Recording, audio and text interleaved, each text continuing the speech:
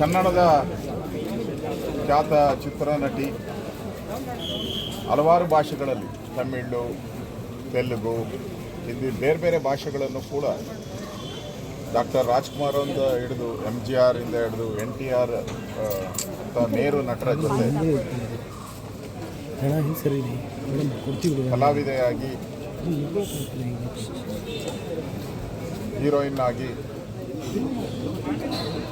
ದೇಶಕ್ಕೆ ಮತ್ತು ರಾಜ್ಯದ ಒಂದು ಸಾಂಸ್ಕೃತಿಕ ರಂಗದಲ್ಲಿ, ಚಿತ್ರರಂಗದಲ್ಲಿ ಭಾಳ ಹೆಸರು ಮಾಡಿದಂಥದ್ದು ಬಿ ಸರೋಜಾದೇವಿಯವರು. ಅವ್ರಿಗೆ ಹಲವಾರು ರಾಷ್ಟ್ರೀಯ ಪ್ರಶಸ್ತಿಗಳು, ರಾಜ್ಯ ಪ್ರಶಸ್ತಿಗಳು ಸಿಕ್ಕಿದೆ.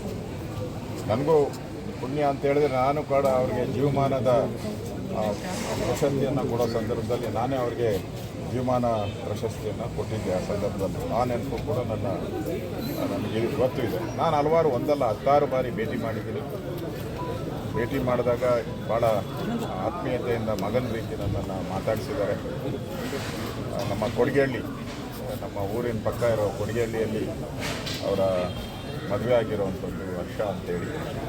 ಅವರು ಕೂಡ ಇವರೆಲ್ಲ ಕೂಡ ನಮ್ಮ ದೂರದ ಸಂಬಂಧಿಗಳು ಕೂಡ ಅವರು, ನಮ್ಮ ಸಂಬಂಧಿಗಳು ಕೂಡ ಅವರು. ಅದೇ ವಿಷಯವಾಗಿ ಹಾಸ್ಯವನ್ನು ಮಾಡ್ತಾಯಿದ್ರು ಬಿ ಸರೋಜಾದೇವಿಯವರನ್ನ ಭೇಟಿ ಮಾಡುವಂಥ ಸಂದರ್ಭದಲ್ಲಿ. ಕನ್ನಡ ಚಿತ್ರರಂಗ ಅಂತೂ ಯಾವತ್ತೂ ಮರೆಯಲಾಗದ ಒಂದು ರತ್ನ.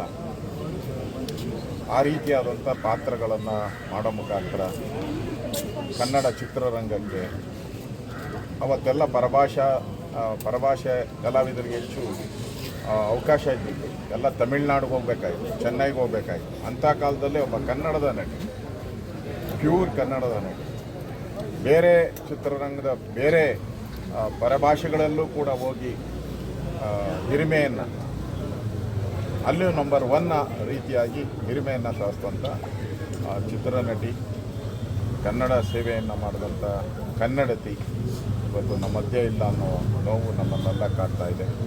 ಹಲವಾರು ಬಾರಿ ಭೇಟಿ ಮಾಡಿ ಅವ್ರ ಜೊತೆ ಮಾತಾಡಿದ್ದೀನಿ. ಅಂಥ ಒಬ್ಬ ನಟಿಯನ್ನು ಇವತ್ತು ಕರ್ನಾಟಕದ ಚಿತ್ರರಂಗ, ಕನ್ನಡದ ಅಭಿಮಾನಿಗಳು ಕಳ್ಕೊಂಡಿದ್ದಾರೆ. ನಾನು ಕೂಡ ಅವರ ಕುಟುಂಬಕ್ಕೆ ಸಂತಾಪ ಸೂಚನೆಯನ್ನು ಮಾಡ್ತೀನಿ. ಈ ದುಃಖವನ್ನು ಬರೆಸಿ ಅಂತೇಳಿ ಭಗವಂತ ಅವರಿಗೆ ಶಕ್ತಿ ನೀಡಲಿ. ಸಹಜವಾದಂಥ ಒಂದು ಕಾಯಿಲೆಯಿಂದ ಅವರು ಮನೆಯಲ್ಲೇ ಇದ್ದರು. ಭಾಳ ವಯಸ್ಸಾಯಿತು. ಈ ವಯಸ್ಸಲ್ಲೂ ಕೂಡ ಭಾಳಷ್ಟು ಕಾರ್ಯಕ್ರಮಕ್ಕೆ ಬರ್ತಾಯಿದ್ರು ಅವರು. ಈಗ ಕಳೆದ 1 ವರ್ಷದಿಂದ ಅವರು ಎಲ್ಲೂ ಕಾಣ್ತಾ ಇರಲಿಲ್ಲ. ಸಹಜವಾದಂಥ ಒಂದು ಕಾಯಿಲೆಯಿಂದ ಇವತ್ತು ಅವರು ತೀರ್ಕೊಂಡಿದ್ದಾರೆ. ಅವರ ಆತ್ಮಕ್ಕೆ ಶಾಂತಿ ಸಿಗಲಿ ಅಂತ ಭಗವಂತನಲ್ಲಿ ಪ್ರಾರ್ಥನೆ ಮಾಡ್ತೀನಿ.